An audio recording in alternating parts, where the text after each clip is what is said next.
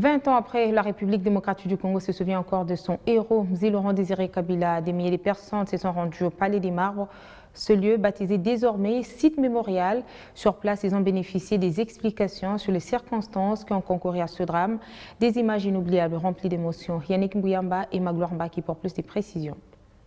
Dans la cour du Palais des Marbres, au cours de cette matinée du 16 janvier 2021, c'est un nombre incalculable de visiteurs qui ont convergé à ces lieux, baptisés désormais site mémorial. À l'entrée de l'ancien bureau de Laurent Désiré Kabila, c'est une file interminable de personnes de toutes catégories, mais aussi de différentes générations, qui ont décidé de rendre hommage à celui qu'on a appelé affectueusement le soldat du peuple. Ça va peut-être vous étonner, ça fait 20 ans que je n'ai pas eu le courage d'entrer. À tous les anniversaires, je me suis arrêté dehors. Je n'ai pas eu le courage d'entrer. Mais aujourd'hui, je suis venu pour demander de l'inspiration à M. Laurent Désiré Kabila. Je suis venu lui demander pardon parce que les Congolais n'ont pas respecté son serment.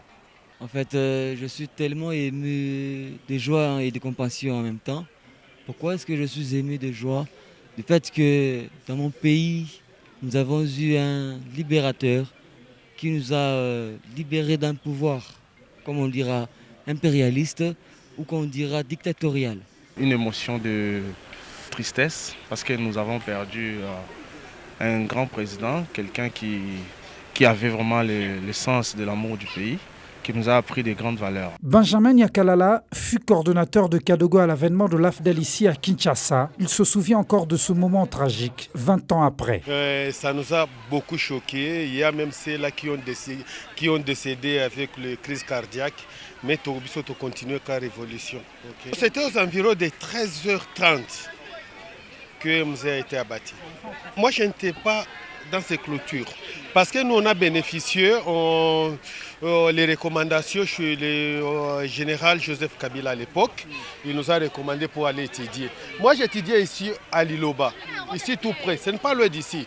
Et quand on a attendu ce coup de balle, nous sommes précipités directement à l'état-major général pour voir qu'est-ce qui se passe au Palais des Marbres.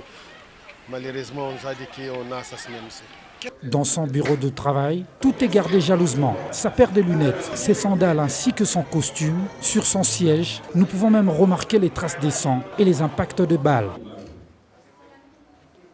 Engagé dans la lutte à partir des années 60 contre le régime du maréchal Mobutu, il parvient finalement à renverser ce dernier en 1997 avec son mouvement le AFDEL, avec l'appui de la communauté internationale. Quelques années plus tard, il a été assassiné à son bureau de travail au Palais des Marbres ici à Kinshasa, succédé par son fils, Joseph Kabila Kabange.